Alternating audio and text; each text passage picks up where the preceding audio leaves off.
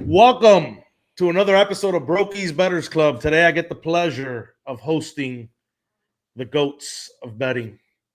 So they call themselves. But anyways, shout out to K2 Water Hydration. They're one of our sponsors. Thank you for supporting us and what we do. Make sure to check them out.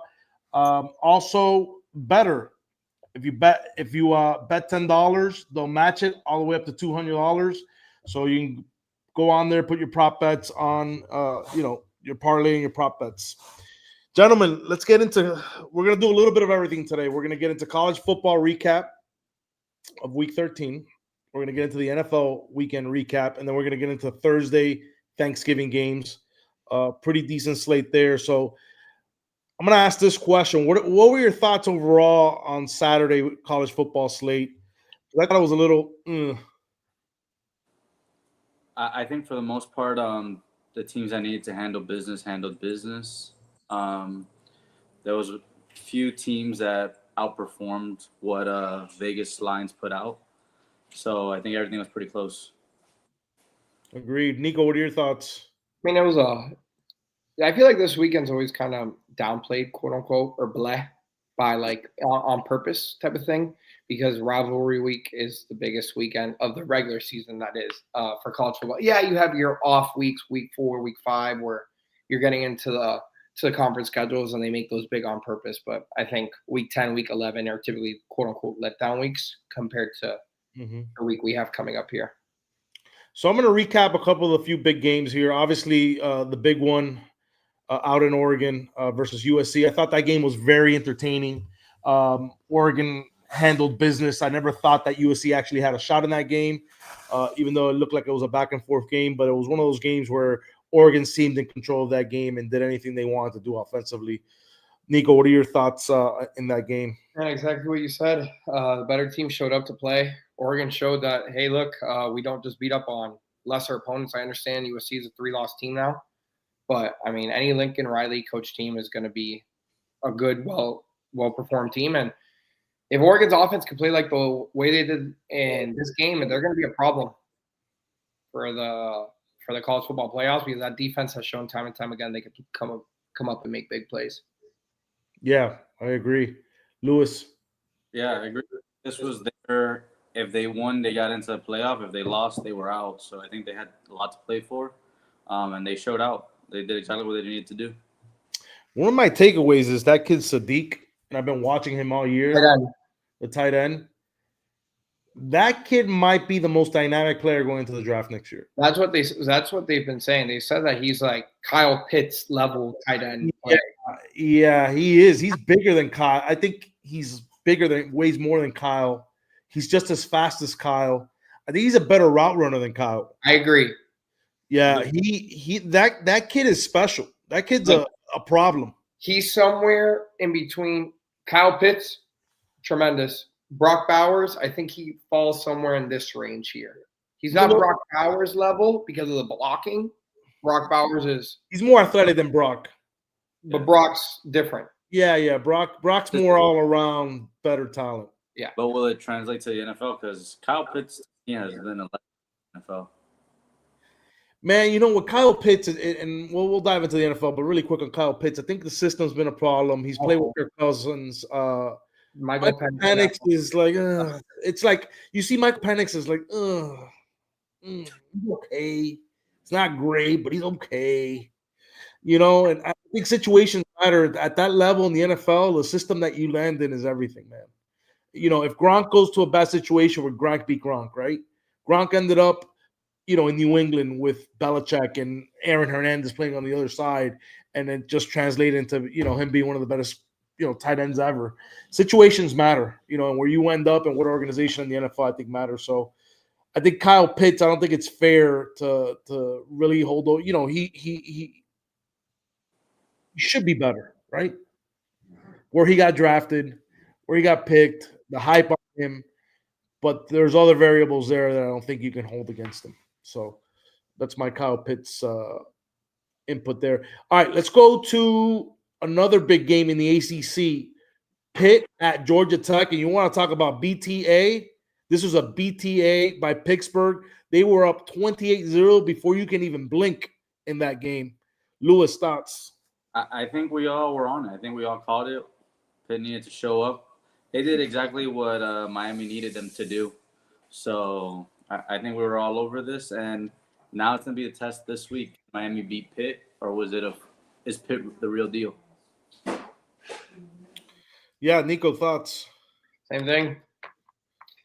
Same exact thing. I mean, can you go to Pitt? Just went to Georgia Tech in one. Can now you go to Pitt and beat them there in 20-degree weather? Because let's be honest here, just to dive in to the talk. Let's say Miami gets in, right? They're a 10 seed. Okay. They might have to go to Notre Dame. They might have to go to Lubbock to play Texas Tech. Or they might have to go, in a scenario, to Indiana. Are you going to trust Miami to play in any of those weather games at that time? Texas, Andy, do you remember a couple years ago when we were in Texas in December? Oh, yeah, it's freezing. Freezing. Yeah. You trust them in any of those games? Especially in West Texas. It's freezing. Yeah. It is freezing. With that wind here, the whole nine. If you had to bet, I'm going to throw this at you guys. If you had to bet on one coach in this game, are you taking Cristobal or are you taking Narduzzi? Damn. Give me in this instance. I don't. Damn. How successful has Pat Narduzzi been? What's that? Has he been pretty successful for his career? I think at Pitt he has been. Yeah, I would say so. He's regarded as a very good coach. I'm just looking this up. I think Mario has the edge just because of what he did in Oregon. Maybe not right now in Miami, but what he did in Oregon gives him the edge. I wouldn't say too much as what he's shown us lately, but I'll go ahead and give it to Mario. He's shown that he could win this game on Black Friday. Pitt shock number 2 in 2017, Miami 24-14. Yeah, it's that Mark Richt team that went up there and shit the bed. This is a typical Miami shit the bed type game, you know. He has a better captain of shitting the bed, Mario Cristobal. So I'm not that much. I'm of the lesser variety of the Mario haters, but Pat Narduzzi is 80-60 at Pitt, which is a better record than Mario's record at UM. 100%. He's a better coach. It's not even a debate. It's not even a debate. You put Pat Narduzzi at Miami, see what happens. Okay, now wait a second. Was this week a setup for this upcoming week? Miami struggles this week. Pitt goes and blows out Georgia Tech to now set up this game as a letdown. I think you throw all that out. I don't think you focus on that. I think Miami's going on a back-to-back game. Miami doesn't play well on the road. That Virginia Tech, and let's get into Miami. Miami played Virginia Tech, right? All you kept hearing the announcers, Louis Riddick, talking about they got to blow out Virginia Tech. They got to have style points. They got to have style points. And the style wasn't the style. It wasn't good. It was not good. They ended that game in a typical Mario Cristobal type fashion game, sloppy at the end. They had a ton of penalties in that game. It's just, they're one-dimensional on offense. Everything revolves around Malachi Tony, right? If you can find a way to, and he's unbelievable. But if you can find a way to slow him down, that offense is subpar. So now you got to go to Pittsburgh. It's going to be 20-degree weather in sleet. Now, you're not going to be able to throw the ball like you do. You're going to have to involve Malachi. They're going to prepare for that. Are you going to be able to run the ball, right? I don't know, man.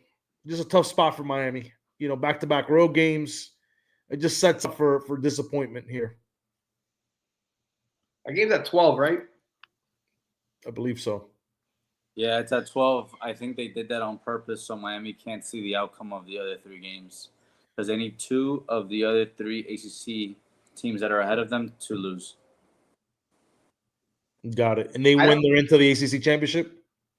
If what? If those teams lose, they're in the ACC championship, right? Right.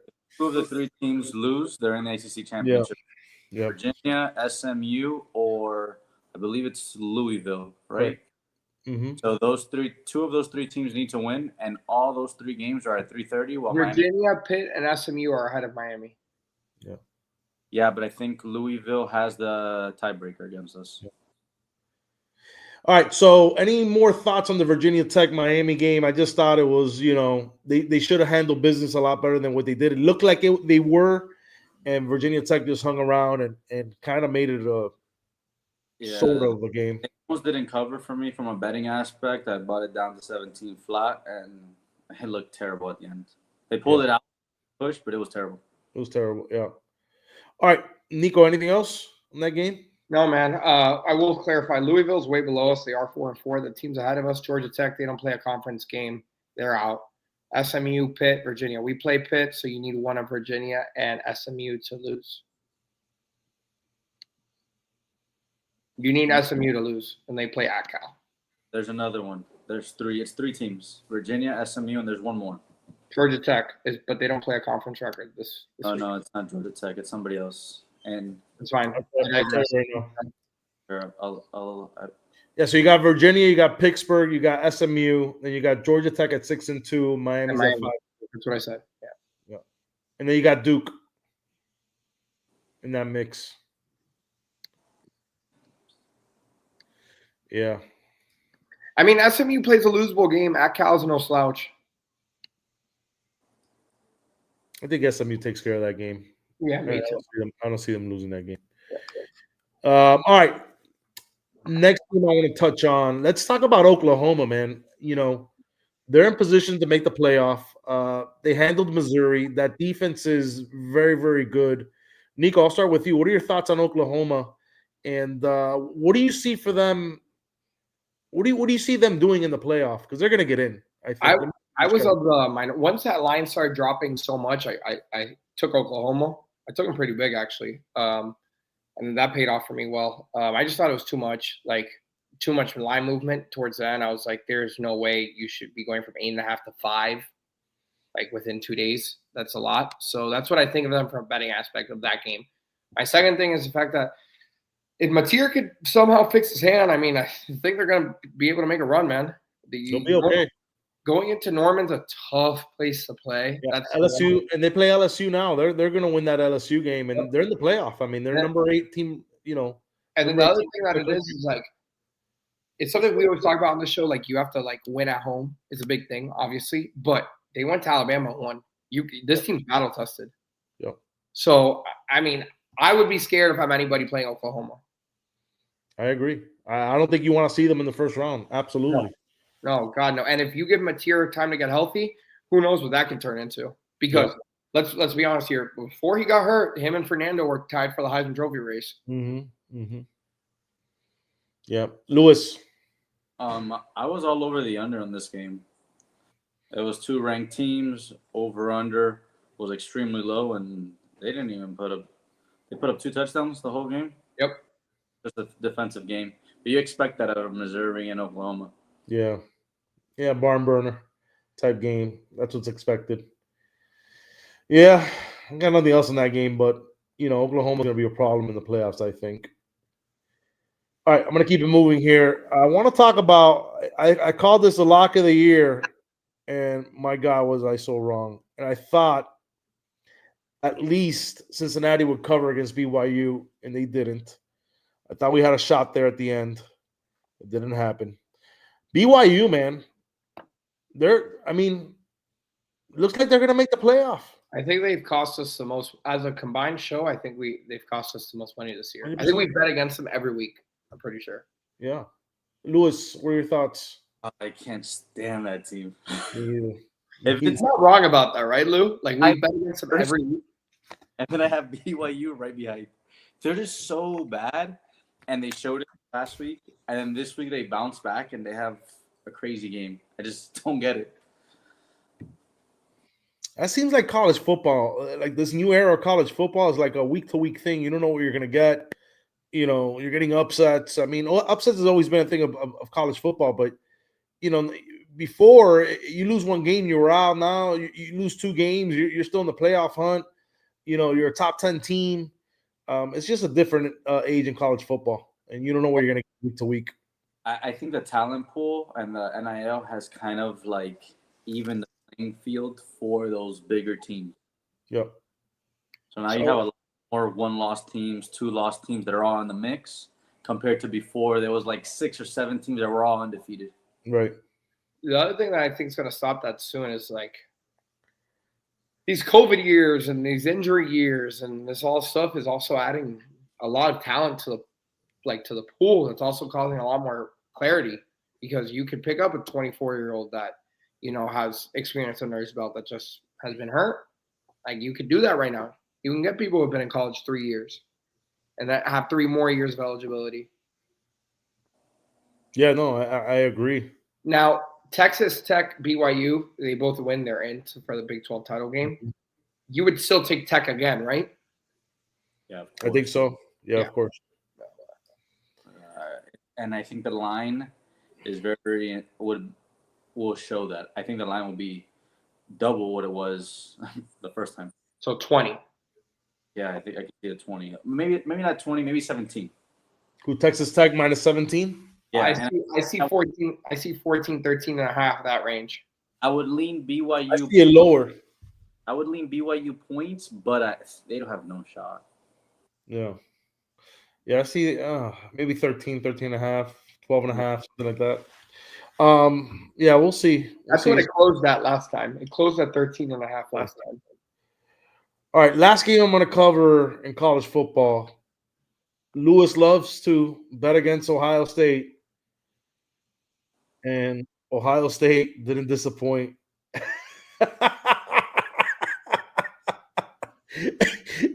You want to talk about it, Lewis? My gosh, this back door. I was so excited for it. They got it by the skin of their teeth. They covered 33. And that's the opened up at. The line opened 33. And it went down to 28 and a half, yep. And it went down to 28 and a half, but yeah, Ohio State. All right, Lou. The lock of the year this week. Steamrolling people. I hate it.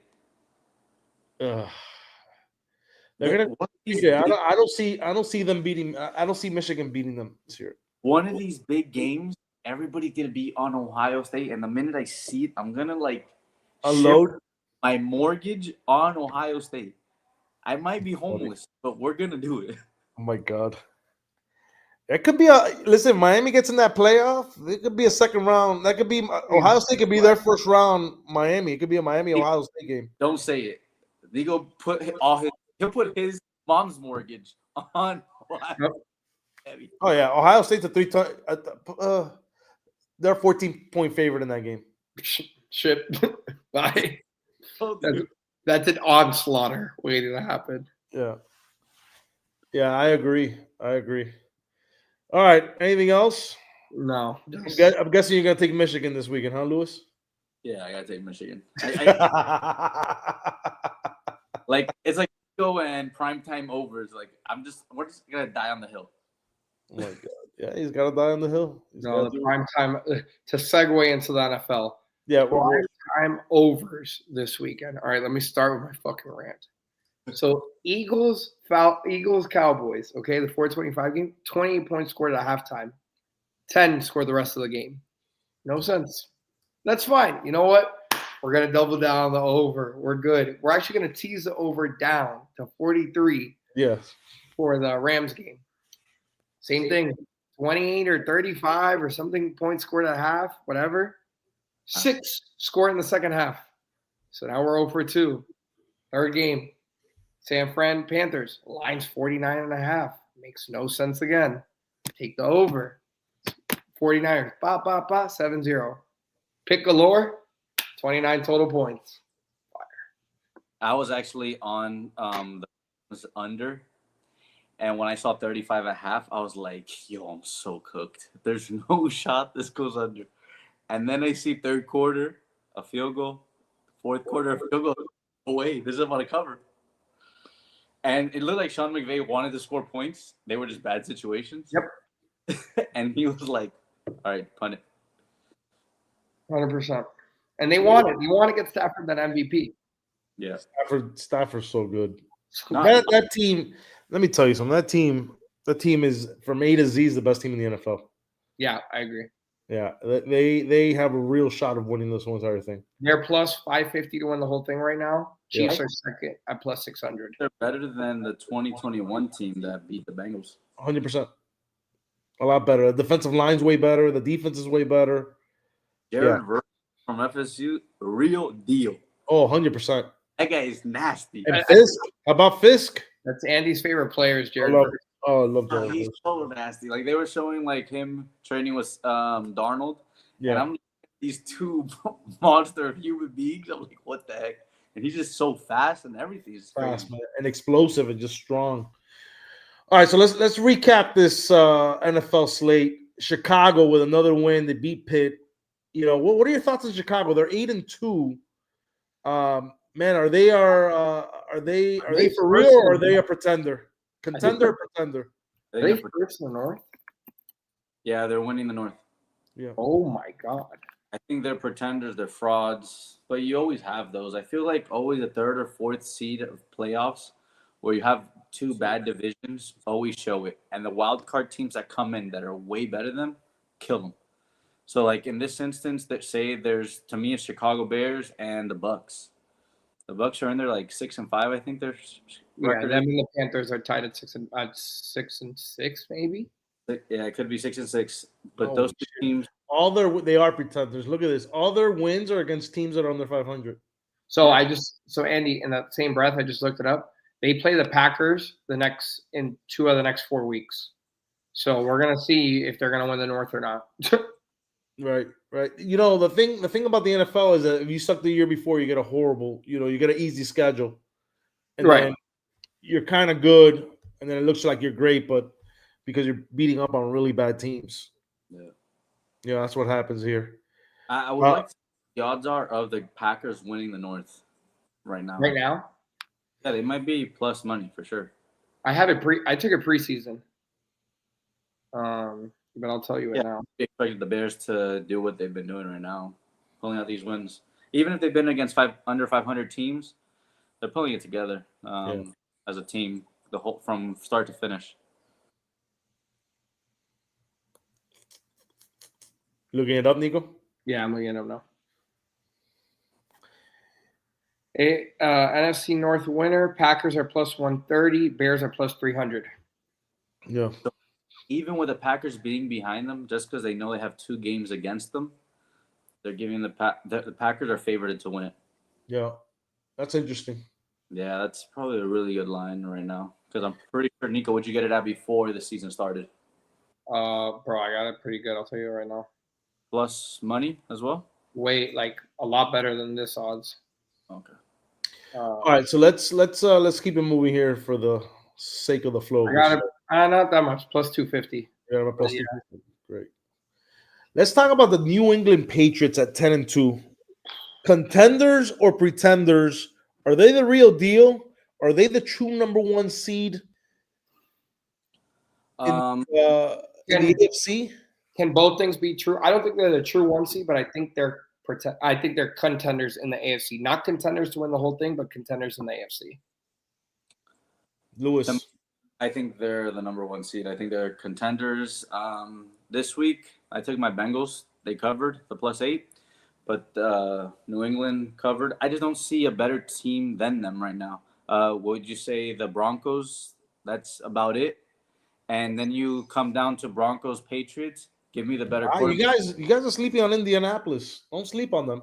Nah, I don't think Indianapolis can compete with these 2 teams. Just defensively, those 2 teams are better. And the Colts showed what they would do against a defensive team like the Chiefs. Their defense is not the best because Mahomes didn't do anything to beat the Colts. The defense. Okay, this guy. So on top of that, give me the defensive teams, which are the Broncos and the Patriots. And then out of those 2 teams, give me the better quarterback. And to me, Drake May is the better quarterback. Colts did beat Denver at Denver. Just saying. This is true. I will say this, though. I think the Chiefs gave the blueprint up on what to do against the Colts. Stop the run game, one. But then heat them up, get press coverage, and make Daniel Jones make plays. And I don't think he did that. The second half, they didn't score a point. Spagnola's the best defensive coordinator in the league. Yeah, it's not close. It's not even close. he was mixing up things. I was like, well, his blitzes are so exotic. And then he shows one blitz, they come out of it, and then they go, oh my God, it's like as a quarterback, you don't know what to do. Spag is like the way it's exactly like he'll bring pressure from one side, like show pressure from one side, and it'll come a complete different way. No, come out of the stands. Come out of the Goodyear blimp. Like you don't know where it's gonna hit you from. Yep. Yeah, it's impressive to see. And just in the same breath, I know this is super random, but Nick Bolton, the linebacker for the Chiefs, let him do a lot of that because that guy is the mastermind behind everything. All right, let's. I think we're gonna go through all the games here really quick because it's not like college football where you got 1,000 games. Well, we can jump. What's that? Jump into the Chiefs game. Yeah, let's get right into the Chiefs Colts game. I thought, man, that was a great game to watch, and I think Andy Reid and Spagnuolo won that game along with Mahomes. I mean, those three won that game. When it came down to the nitty gritty. Yep. They made the stops they needed to make. They called the plays they needed to call, and they won that game. True Kansas City type win, right? Where the Colts are in control of the game, but you just can't count Mahomes out. He's got like that Tom Brady effect, where like if they're around 3-4 points, they're gonna win that game, and that's what that felt like, and they won it in OT. I think it was complete defense that won that game. To me, the offense. It sucked. Like Mahomes threw for 400 yards, but it was like every time they would get into the red zone, they couldn't convert, couldn't get points. He didn't score one touchdown, and he's the quarterback in the league. You got to get me in the end zone. And then I felt like every time it was on the defense, like a huge fourth down stop. Well, I think he was under a lot of pressure in that game. Yeah, but Mahomes was. So the Colts have the best offense in the NFL. Right, they're the number one ranked offense, and this defense stepped it up to another level. These guys to 20 points, and then you pull out the win that it could have gone either way, like to the end. I was like, "Yo, Chiefs, there's no way they're gonna pull out. They're gonna get another loss on their record."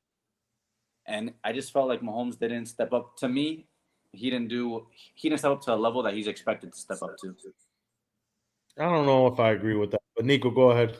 I mean, I'm going to disagree with the point. I just think when the game mattered most, he made the biggest. Like that's what you're supposed to do. You're supposed to be the best in critical moments, and when the game was on the line the most, he stepped up. That's my takeaway on it. I thought the offensive line played better than they normally did. I'll be completely honest with you. Like they are a bottom 10 offensive line. They're terrible. He's under pressure all the time. He's running for his life. The offensive line he's had there. Yep. Jawan Taylor's off for a right tackle. He had a good game. That was very encouraging. It was encouraging to see them establish the run. That was another encouraging. Encouraging to see Rashee Rice going. 10 receptions, 156 yards. So I think there were very big bright spots. I just think the part where they have to be more consistent of is what Lewis is saying kind of in the red zone, but also like, hey, this is kind of working right now. Let's not get away from it so much. Like you have the run established on first down. Don't try to get it up. Like, I know their big thing is the downfield passing, blah, blah, blah. No team's going to let you do that. And I know you have to try, but you really have to stay consistent in the run game and consistent getting everyone who isn't Travis Kelce going early. Yeah. No, I think I agree with that point. I think it's dead on. And I think they're going to make the playoffs. And I think they should be the favorite in the AFC. Yeah. Be interested to see. They're going to have to go on the road and they're going to have to win. They're not going to be at Arrowhead. So it's a little bit different. You got to go on the road. Brady had to do it. Let's see if Mahomes can do it. And I don't think they have a running game this year to be able to do it. More than anything. Like, it was encouraging to see Kareem Hunt going. But at the same time, if you can't get a change of pace back for Rashard Smith, if Pacheco isn't healthy, how does that look? How does your pass pro look from the running back standpoint? That backfield concerns me a lot. Yeah. That's what worries me. So, like, say Chiefs get in at 7 or 8, right? And they have to face a Broncos or Patriots away. Those two teams are going to come after him. They beat New England at New England. Denver's a different game, though. That D-line is legit. So it's they have an uphill battle. That's what I'll say. But you can't count them out, man. You can't count them out. When they have been counted out so many times, and then they end up in the Super Bowl, and then they end up winning it. Yep. And just to educate people, this is your time. You're going to get shorter lines now. Like, I know Lewis hates betting with them and whatnot, but this is like, if you're going to bet them, this is the time to bet them now. You're going to get shorter lines than you normally do because they're 6-5. Vegas can't inflate them like they normally can. So if you are a Chiefs guy or you're a fan of Mahomes and you're just a casual bettor also, this is your time to get him. If you're a big bettor, when you have those three-point lines, take him at 2.5. Butker has shown he can make big critical field goals. Stuff like that is just nuances when you're betting the Chiefs right now. Yeah, those are really good points. All right, let's keep it moving here. Man, a game that was very entertaining. I mean, and you knew you were going to get some fireworks because Jameis Winston is just, when he plays quarterback, you don't know what you're going to get. But that Giants-Lions game, man, that was fun to watch. And to watch Jameis go out for a pass, catch it, do a spin and get into the end zone at, turtle speed was pretty funny to watch. Thoughts on the Lions, man? The Lions, they're not as good as last year. I'll tell you what, Gibbs, probably the most dynamic player in the NFL right now. 100%. Up there. He had 260 yards plus from the line of scrimmage. That's what I say will be different from last season to this season. I felt like they are not getting the opportunities they need to. They're trying to spread the ball too much and go away from what's working. But they did it. The thing that brought them back in this game was feed Gibbs the ball. Yeah. He was exploding for 50-yard touchdowns to win them the game. But you go away from that. Like, that makes no sense. Makes no sense. So the rest of the season, I don't see how they go away from it. I feel like Jahmyr Gibbs is gonna break records the next 3 or 4 weeks. Oh man, he's unbelievable to watch. Nico. I mean, they have holes, they have weaknesses. I mean, I don't think I agree with Andy's point. I agree with your point too, Lewis. I think Gibbs is incredible. Don't get me wrong. And when you have a bell cow, you have to ride that bell cow out. But it's never good when you have to change play calling duties in the middle of the season. Like, that's like big red alarms going off. Yeah. See that, and I think it's indicative. Like, it's not as methodical as it was last year when they were. Yeah, it's not crisp. Rushing people. Yeah. But if it's not working, at what point do you hit that button to switch? Well, they did. He did. He's, Dan Campbell's calling the plays now, So it's like, and then I know they want to get David Montgomery going, and that's what they've always done the last few years, like 50-50. But at this point, you have to take a step back. You got to put the ball in your best player's hands, which gets. It's not even close on that team. But yeah, interested to see. I think they get bounced in the playoffs. So I don't think they make a run. Yeah, they're not as good as last year. I also step back from last year as well. Yeah. We could talk about Green Bay. I mean, we touched on them a little bit. Minnesota. I've been on this Minnesota thing. They're not very good. I don't think J.J. McCarthy is going to pan out in this league. I'm not a fan. I know, Nico, you've been high on him, but I'm just not a fan. I don't see it. It's just this league's different, man. It's a whole different level when you got to play quarterback in this league, and there's certain intangibles that you look for. And I just don't think he has the confidence to play in this league. I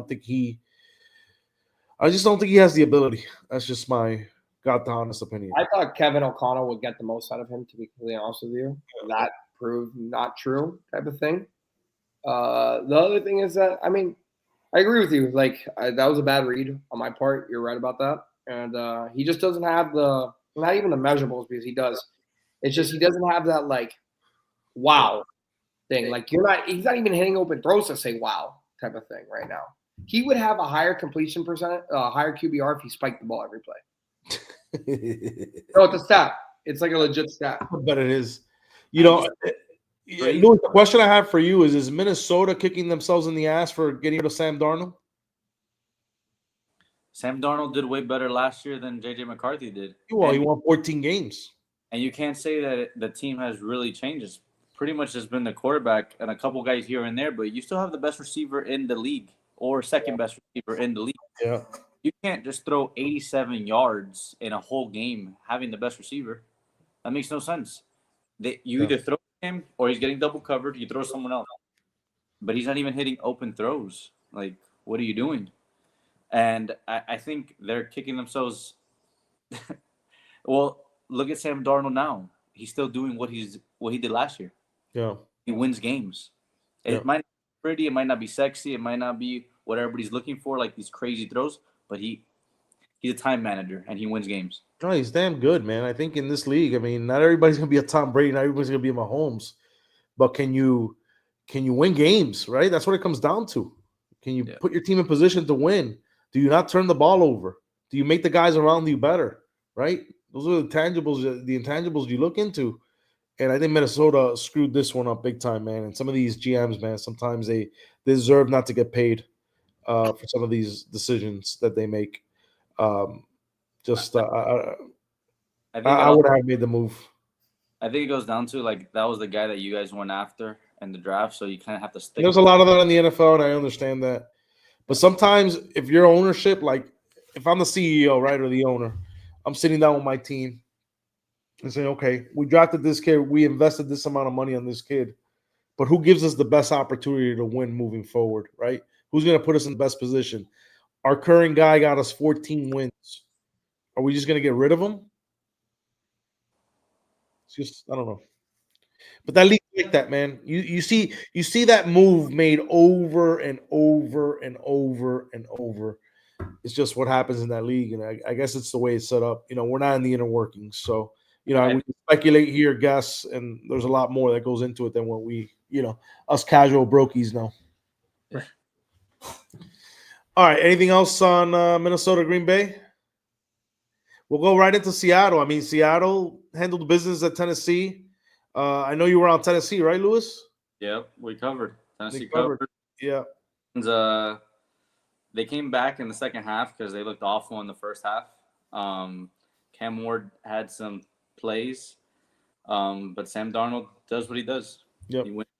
So now, looking at quarterbacks and making these decisions, I look at Cam Ward, and I know he's running for his life, and everybody says it. He's not impressing me, though. To me, he hasn't been impressive. I don't know if it's the line. I don't know if it's the play call. Well, there's a lot within that, man. Like he's in a real bad organization. Fired their head coach, who was also a play caller, by the way. Yeah, he's got nobody offensively. His offensive line is probably the worst in the NFL. Yeah. There's a lot of things, and I still think some of the throws he makes is just unbelievable. Oh, and the drops. His guys don't even know how to catch his ball. A lot of drops.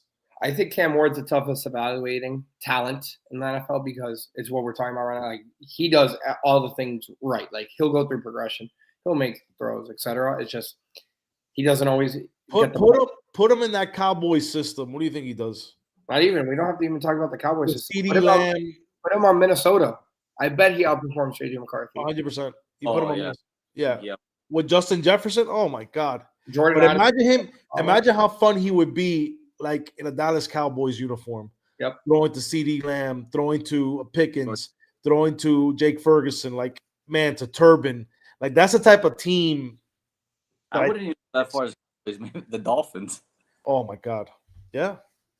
Yeah, I would love to see him in the Dolphins uniform. He's gonna be fine. Well, let me rephrase that. Hopefully, Tennessee can fix their problems as an organization. Not going to the draft, go get a left tackle, go build an offensive line, go get some weapons. You have to hire a good head coach. Hire a good head coach, yeah. If not, he's gonna probably, it's not gonna be a long stint in the NFL for him, unfortunately. But can he have a resurgence like Daniel Jones did? And against shitty organization, all it takes is one move from a team to another team. And that's it. You're back on. Systems matter, man. Systems matter, right? Organizations matter. There's a reason why guys go to the Miami Heat and thrive because of the accountability, because of the system, right? And same thing in the NFL. The system that you end up in matters a lot. Listen, man. Tua got $220 million contract, okay, because of the system, because they hit him, right? But anyways, let's keep it moving here. All right. to shout out Jackson Smith and Jigba's on pace to break Calvin Johnson's record. Incredible, man. What an absolute stud that kid is. 1,300 yards through however many games they were through. And I think they're going to push for it. I think. Oh yeah, they're going for it. He's gonna. I don't think he breaks it. I think he shatters it. By the way. I think so. Like coaches don't like to oh, we're not going to make calls to help him break the record. We're going to stick to our game plan. I think the game plan is going to be feed this guy. Yeah. It's worked. It's gotten him their record. So, I like cost organizations though, because a lot of these things are in their clauses, right? Like in their contracts. So sometimes maybe they think about scaling it back a little bit too. Well, I don't think to break the record might have been as high as a 1,000-yard season or 1,200-yard season. He's already passed that, so they're like, whatever. At this point, let's break a record. Yeah, agreed. Thoughts on? Let's move on here. Baltimore, New York. Obviously, New York stinks, but Baltimore kind of making a resurgence here. I didn't watch this game for a second. I know Lewis is the AFC North guy, so I'll let him talk about it.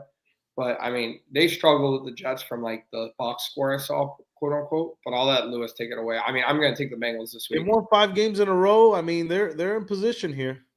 So going into the first 5 games, they looked awful. They didn't have Lamar Jackson, but the AFC North is a mess. Bengals don't have Burrow. Steelers are frauds. Aaron Rodgers not playing. And it's the Baltimore Ravens division to win. They had an easy schedule after the first 5 games, so they have the bounce back. It's perfect for Lamar Jackson to get into a rhythm, come back from his injury. So I think they end up the season strong, and they're going to take the AFC North easily. And it's just them getting healthy for playoffs. I think it's their end goal. Agreed. I don't think their goal is not to win the AFC North, because I think that's pretty much they got through the hard part, which was the beginning, and they're 5 and 6 and 5. They're okay. I think their goal is getting healthy for playoffs and then being a problem in playoffs. Yeah, Nico, do you think there'll be a problem in the playoffs? They would get the 4 seed. I don't know. Derrick Henry hasn't looked like himself, and that concerns me. He's getting older. I don't know. That's a tough read. I know our boy Ernie is going to be critical on it, but I don't know. I think they're 1 and done. Yeah. They draw. Listen to me. So Ernie responded here. First team in 3 years to score 20 plus on offense and give up less than 20. Of course he did. Yeah. I just see them. They would be facing a Chargers team. That's what I thought of. I think if they play San Diego, I'd play San Diego type of thing. But if they play like a Jaguars team, I think I'll take the Ravens over Jags. Okay. Buffalo. Who are you taking? Oh, no, I'm taking Buffalo. Okay, me too. But I think Jags and Chargers, I take Ravens at home. Chargers would be close for me. Jags for sure. This could all change, though. I got to see them run the ball more efficiently. Yeah. Like I said, their goal is to get healthy in the next few games to get into playoffs healthy. That's with Henry. That's with Lamar. That's getting everybody. Right now, I feel like what they're doing is they're coasting to get into play, but their main objective is getting healthy. Andy, what do you think about the Ravens? Is there a tough read?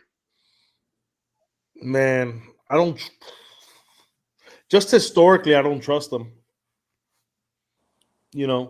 Lamar is great. He's great, but there's always one game in the playoffs. He ends up shitting the bed. It's not good, and I don't think they're as good as those previous teams. I just don't know. I think last year or the year before? 2 years ago when they had the Chiefs at home, that was their year. And Hamilton got hurt, by the way, which is probably their best defensive player. No, that's their best player.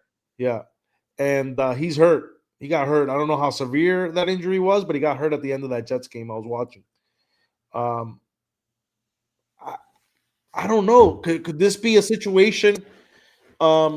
Not like that 6th seed that went and won it all, right? That Ray Lewis 2002 team, I think it was.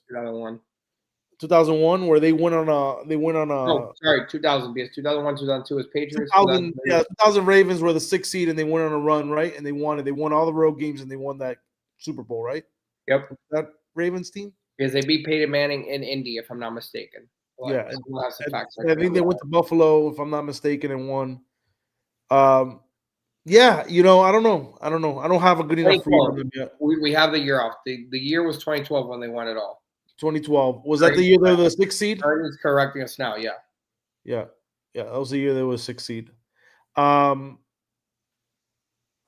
I don't know. Got to see how they finish the season, and I can tell you. I will say they beat up on some bad teams, and they have an easy schedule. I mean, they face the Bengals now. Burrow comes back. Hamilton's out. I take the Bengals because it's a division game. So they need to pull out one of those 2 wins. But the Steelers, I think, are frauds. So I don't think. Yeah, Steelers are not very good.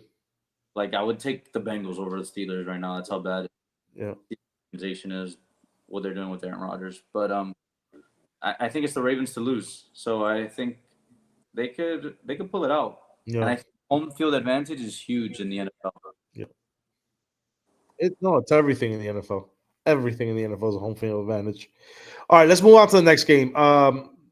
Cleveland, Shedeur Sanders gets his first start against Las Vegas, which is atrocious, but he acted like he beat, the 72 Dolphins. Mm-hmm. I can see why his coach hates him. I really can. Like, man, and I'm like, I understand he's a 22-year-old kid, right? And he's got his little swag thing going for him, the chains and this. Dude, like, you already been humbled. You got drafted in the 5th round. They told you settle down, and you keep up with your antics. And it's just, man, it's hard to get behind that kid. I think he's trying to have his dad's persona. And he's not his dad. His dad was the guy. He was the best guy that playing corner in the NFL at that moment. Ever. Have that attitude. You can't have that attitude. And he may be one of the best football players ever. Yeah. Like, you can't have that same persona, that same confidence and all this, and you're not that guy. So Shedeur did that in his first game. Just to compare his, like, some random fact that always sticks out to me about Deion. Deion scored 2 NFL touchdowns in one day, got on a flight, hit a home run in the same day. Yeah. You tell me how that compares. The other thing is, so he made a couple good throws. I'm not going to take it away from him. He had 11 completions. He was 53% from. Yeah, he made some plays that I think were impossible, and they were prayers. He threw prayers, and when they came down with it, he ran down there like if he made a crazy throw. But it showed a lot from the team that they would pull him out in the red zone to score the touchdowns. I was like, what is going on? Give this kid the ball. He just made the play. That's how much they don't like him. They hate him. It is so evident that they hate him. That whole staff hates him. They mentioned him last when he was going through all the players, and he said, yeah, congrats on Shedeur on his first start. And he just kept it moving. Like, dude.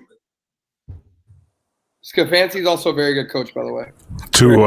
Just want to add to that point. I think it's pretty crazy. The game ball went to Myles Garrett, especially after his first win.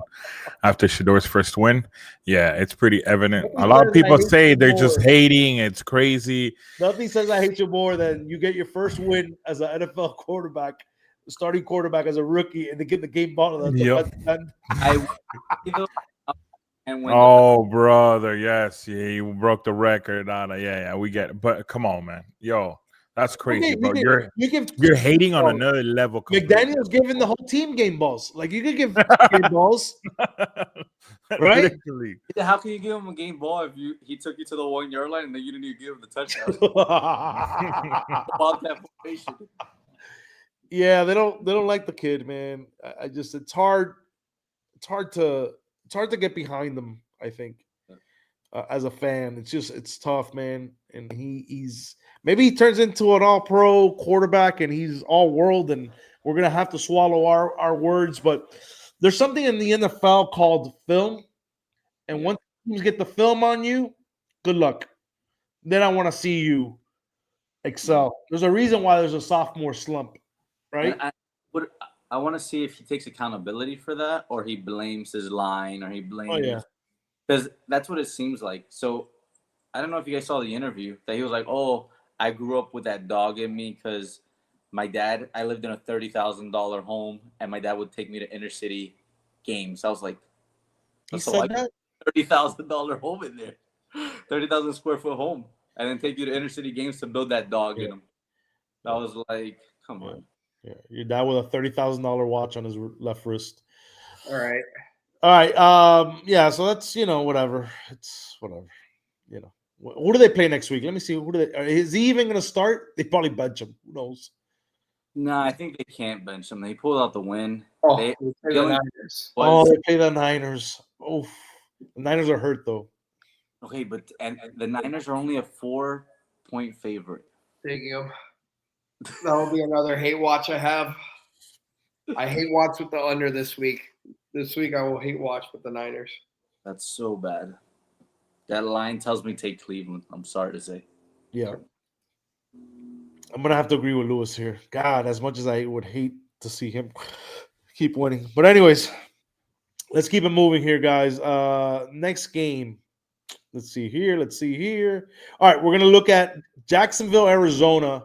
I liked Arizona in this game. The over was going to fly. I think it hit, right? The over did hit. Yeah, the over and the cover hit. So if you took it at 3.5, then it hit. If you took it at 3, it put. Yeah, I loved Arizona. That was one of my plays over the weekend. And I love the over in that game. Jacksonville pulled out another win. Contender or pretender? Lewis.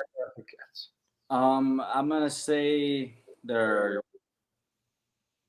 I know they could put up some points, but I'm not too convinced. This game showed it. They let Arizona back in. I'm glad they let Arizona back in because I had the over, but they should have killed the team. They've had some good wins. Let me tell you. I mean, they beat the Chiefs, right? They beat the 49ers. They beat the Texans. The Raiders suck. But anyways, they pulled that off by 1 point. They beat the Chargers. They beat the dog crap out of the Chargers, and they went out west and beat the Cardinals. They do have 2 significant losses against the Seahawks and the Rams. Not very good in those showings, and I believe those games were. And they lost to the Texans, the Bengals. They lost to the Texans. Yeah. Yeah, the Bengals. Yeah, I don't know. The jury's still out on that team. I don't know. I do think they have a pretty favorable schedule the rest of the way. I think they have 2 tough teams left. I think they have the Colts twice and the Broncos once.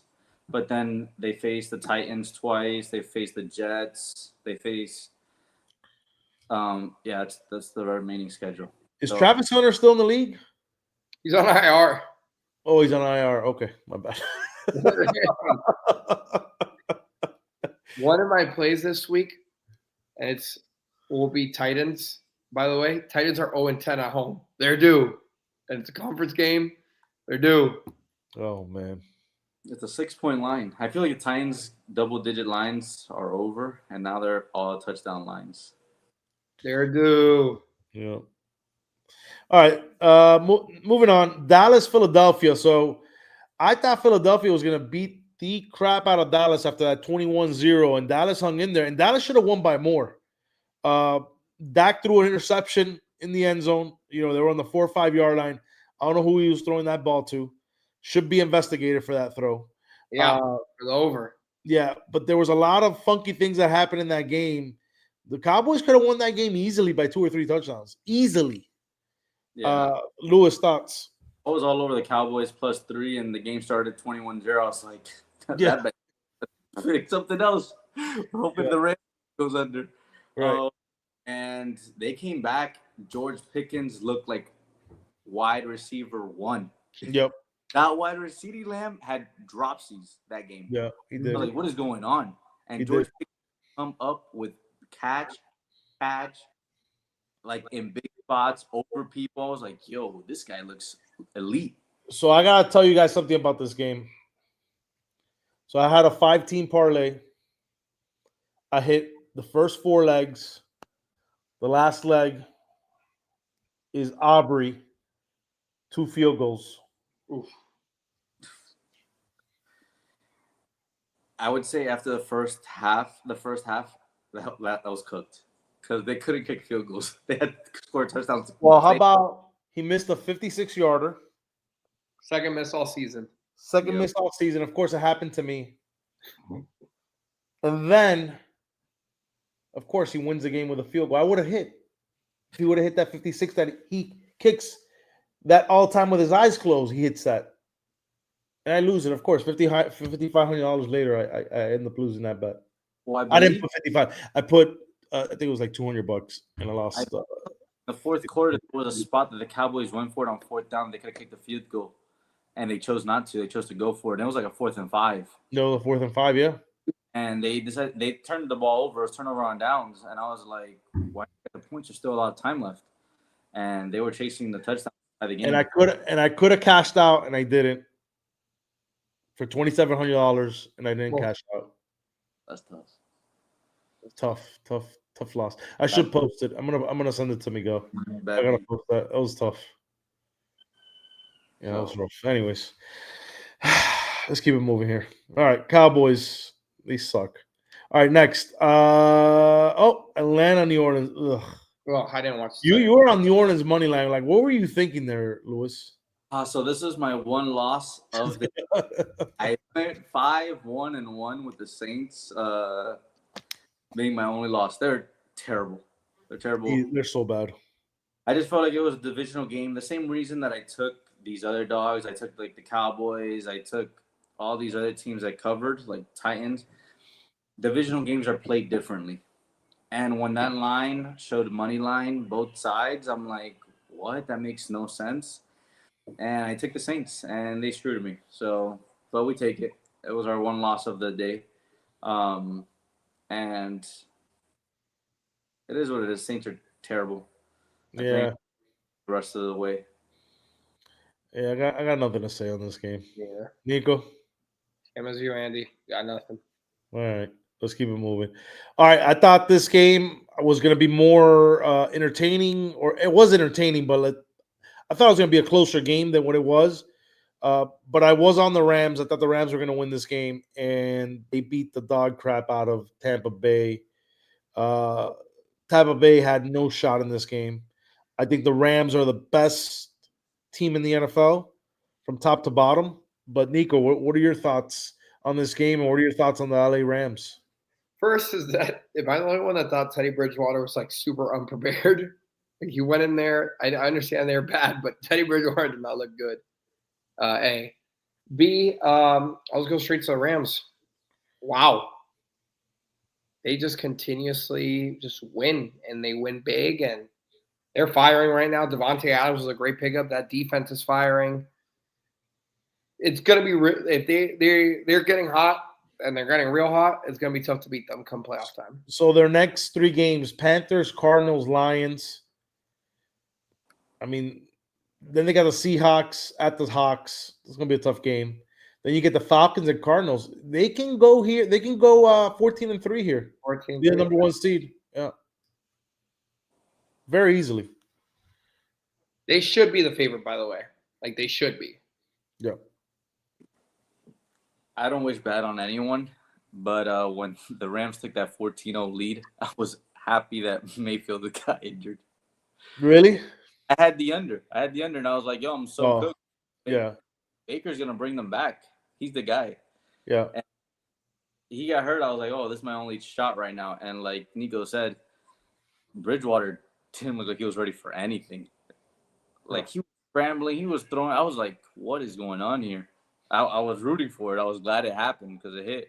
But, yeah, he wasn't ready. I would say right now the Rams are the favorite on both sides of the ball. Yep. I agree. They are the favorites from top to bottom. They're the best team in my opinion. All right, last game was a Monday night game. Yesterday's game, 49ers, Panthers. I know you were on the Panthers. And so, Lewis, I'll let you take it. Yeah, I had the Panthers +8. I just think they could have stayed close. I like the under as well, but the Panthers couldn't put anything together. And then Christian McCaffrey just ran all over them. Mm-hmm. Christian McCaffrey is leading the NFL in receptions, by the way. He what? Wild as a running back. Leading the league in receptions. Yeah. I didn't think about this till like this morning that I saw something on it. This was his first game against his old team, and I was like, that being said, I probably would have had prop plays on him because that's the revenge game. Yeah. And he killed it. Yeah, he did. He did. All right, so let's look at Thursday slate. Let me pull it up here. All right, so we're gonna go Thanksgiving Day. We got Green Bay at Detroit. Detroit minus 2.5, over under 48.5. Nico, I'll start with you first. What are your thoughts on this game? Well, I think it sets the tone for the second half of the NFC North season. As we alluded to, Green Bay still has to play the Bears twice. It's the second time they're playing Detroit since week 1. I'm going to be honest. I think it's a must-win game for Green Bay as much as it is for Detroit to keep the lead on the North. So I'm going to be playing Green Bay +3. It's going to be my play. Lou. I'm going to go with the under 48.5. Okay. Why? Lions under 48.5. I think both teams are going to go out running the ball. And I think it's going to stay low. The lines on Thursday, Thanksgiving, are super high. All 3 games. Yep. So one of these got to go under, and I think it's going to be Lions and Packers. I think you may be right on that. Yeah. Man, I don't. Yeah, if I had to make a play here, I would take the under in this game. This game could go either way. I kind of like on short rest. I like the home team here, right? So I think that matters as well. Green Bay's very inconsistent. I would probably take Detroit here, minus 2.5. That's probably be my play. All right, Kansas City at Dallas. KC's favorite minus 3.5, over under 52.5. Lewis, thoughts? I think Cowboys just played their best game, and I'm gonna have to go with the Chiefs, even if I hate it. I will be taking minus 2.5, so I don't get another push this week by them. So give me the Chiefs minus 2.5. Nico. Same thing. Chiefs minus 2.5. Book it. Oof.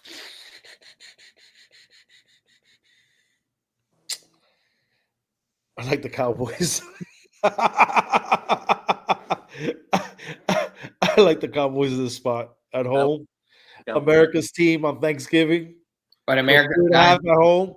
America's guys playing on Thanksgiving, though. Yeah, I don't care.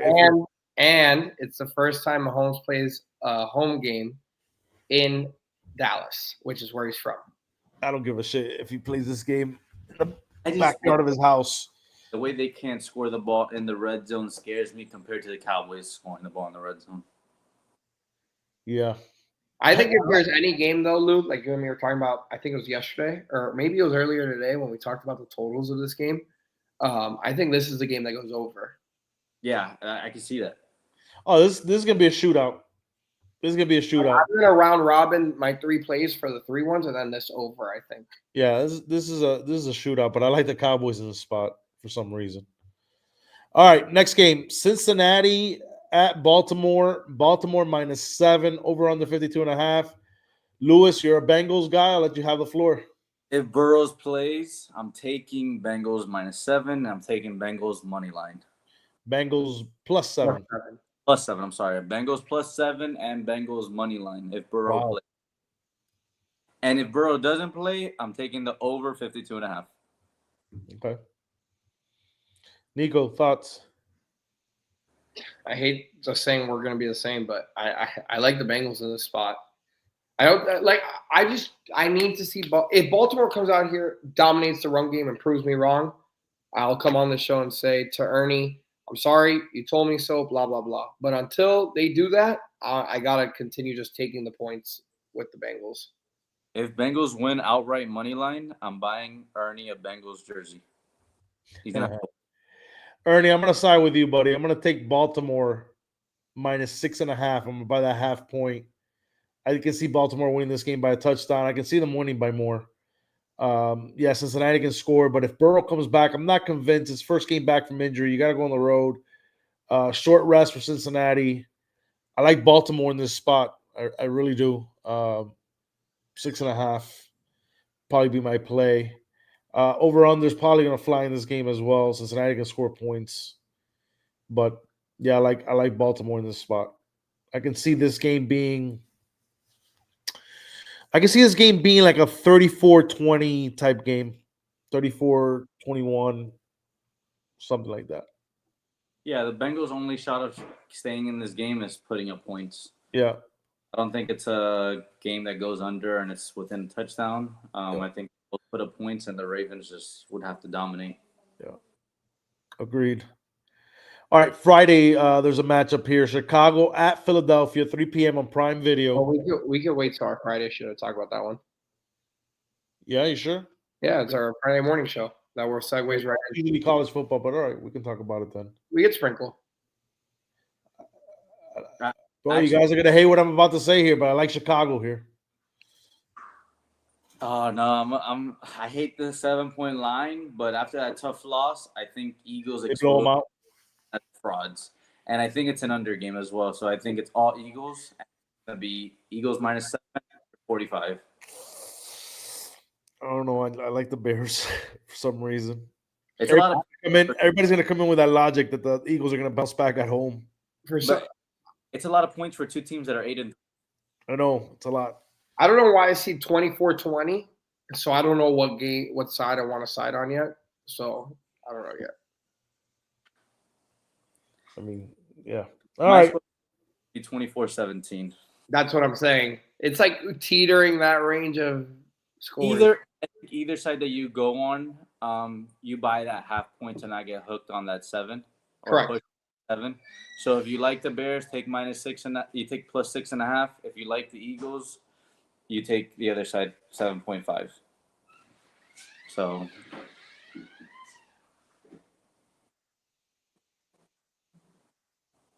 I think Andy's muted. Andy is muted. And on that note, I said that wrong, so I'll say it again. If you like the Bears, you take +7.5, and if you like the Eagles, you take -6.5. and on that note, sorry, yeah, I hit the mute button on my mic. Sorry. there we go. All right. So in conclusion, anything last parting words here, gentlemen? Let's have another good week. Just any thoughts on the Browns? Who was that? I believe it's the Browns. Kicking or punting at the 29-yard line.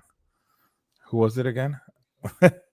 Okay, so I'll talk about this. So the bad beats of the week one of them was the Browns game that went under, where they could have kicked a field goal to push the over. And they were on the 9-yard line, or if I'm not mistaken. Yeah, the 29-yard line. Yeah. It was an easy field goal to be made. And they punted? Then they punted. Is it like a pooch fake punt type thing? No, they clearly Full-blown punt. I think they even called a timeout before and sent out a punting. Oh, games aren't set for a reason. They are. You just have to be on the right side of them. So people like say they're rigged. Yeah, they might be rigged to a certain point, or things are done that we may not know about. You just have to be on the right side of that. I agree. and I got one more last thing here from your boy Nico that you like. I know you're a big University of Houston basketball fan here. Kelvin Sampson went on All the Smoke and talked about how his players are even receiving death threats because of their player props. No way. Yeah, it's crazy. I love that. That's what I have as my future. That's crazy. I can see Suazo writing letters Yeah. in his basement. I can see him. So what's going on with the Houston players? So what they're doing, or what he's saying, is that when they're up big and stuff like that, they like to send in their white jerseys, which is like their backup players, to get some playing time and stuff like that. Of course, they're backup players because of sole reason. You know what I'm saying? They're not as good, so they're gonna miss shots and stuff like that. So when they don't meet the lines and stuff like that, when they don't hit the lines, they're like, they're ready to. They're getting death threats and stuff like that. The line was at 28, and they missed it, or they went over and they won. And he's talking about how I got some of my kids receiving death threats and stuff like that because of these missed lines. So then, Houston's a team that the coach, once they're up big, pulls out their players, and they're teetering on that the spread. And they go under because their backups are in and are missing shots. Correct. That tells me that I fade Houston. Thank you for the information, though. Coaches have tendencies. So that's not something that he's going to shy away from. He knows it. He's up 28, 3 minutes, 4 minutes in. At that point, you could live bet them. Give me the under. Give me the other team, because this team is going to put in their bench players and not cover. Yeah, that's all Lewis needed to know. He's like, hey, thanks. I got you. I don't even need to watch Houston play. The minute you information, I will gladly side with the other side. Well, other people are like, oh, no, they have to win. They're winning by 25. I'm like, you idiots. This guy's going to put me to go play point guard.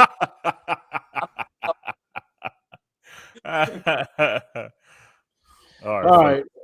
We're out. Peace out. We lost Nico. Couldn't afford his electric bill. That's how they cut him off. Xfinity says you reach your gig. Exactly. All right, boys.